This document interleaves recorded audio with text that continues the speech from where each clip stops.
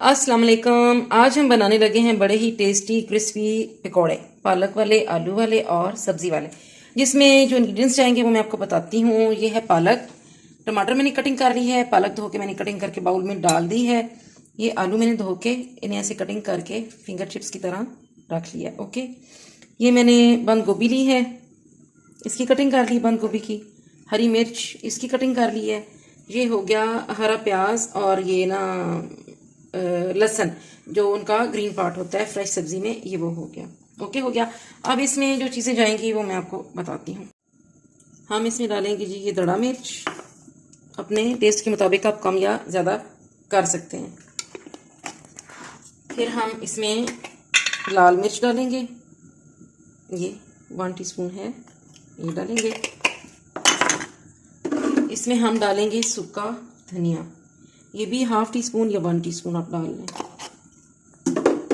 साथ ही हम इसमें डालेंगे मीठा सोडा 1 पिंच, ठीक है, ये चला गया। इसके बाद हम इसमें डालेंगे थोड़ा सारा चाइनीज़ नमक, इसका टेस्ट बहुत अच्छा आएगा और आपको खाने में भी बड़ा मज़े का ये लगेगा। ये चला गया। साथ ही हम इसमें डालेंगे जी ज़ीरा और अजवाइन हम इसमें थोड़ी सी डालेंगे।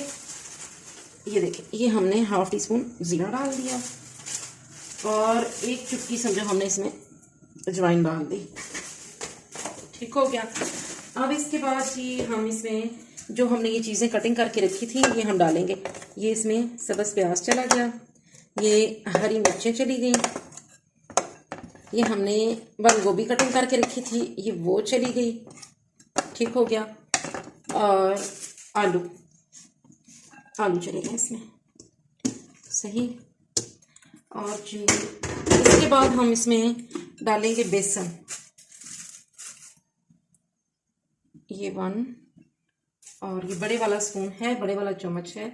आप जितनी क्वांटिटी में पकोड़े बनाते हैं उसी हिसाब से आप डालिएगा, ठीक है। और हम इसको अभी अच्छी तरह से मिक्स करते हैं। और अब इसमें हम नमक ऐड करेंगे, हस्बे ज़रूरत इसमें नमक जाएगा। ठीक हो गया। और इसकी मिक्सिंग हम करते हैं, जितनी अच्छी मिक्सिंग हाथ से होती है, किसी भी चीज़ से नहीं होती, तो आपकी मर्ज़ी है, आप स्पून से करें, अपने हाथों से करें। चलें जी, मैं हाथों से मिक्स कर रही हूँ।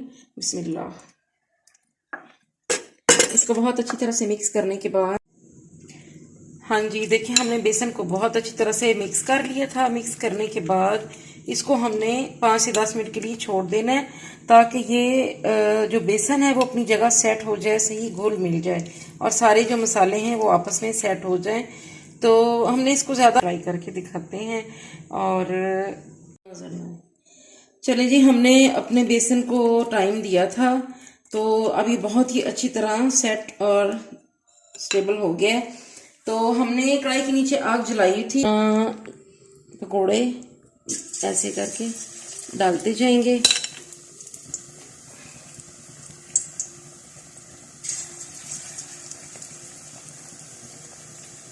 मेरे चैनल को लाइक, सब्सक्राइब और शेयर ज़रूर की। और क्या रेसिपीज़ आपको इंशाल्लाह एक ही चैनल पे बहुत ही अच्छी मिलेंगी। आपको सेब का मुरब्बा और ये सारी चीज़ें जो मैंने बनाई हैं, आपको मेरी वीडियो पे आसानी ये चीज़ें मिल जाएंगी।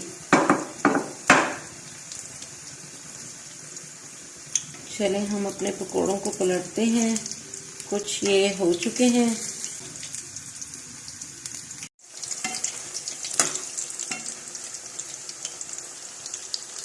देखिए, हमारे पकोड़े माशाल्लाह से बहुत अच्छी तरह से फ्राई हो रहे हैं। ये देखिए बिल्कुल रेडी हैं। अब हम इन्हें डिश आउट करके आपको दिखाते हैं।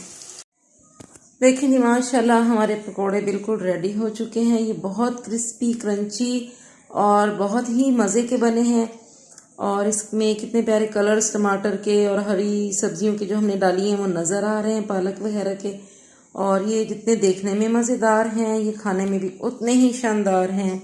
आप ट्राई ज़रूर कीजिएगा। साथ हमने बनाई है ये चटनी, और दुआओं में ज़रूर याद रखिएगा। ओके जी, अल्लाह हाफिज़।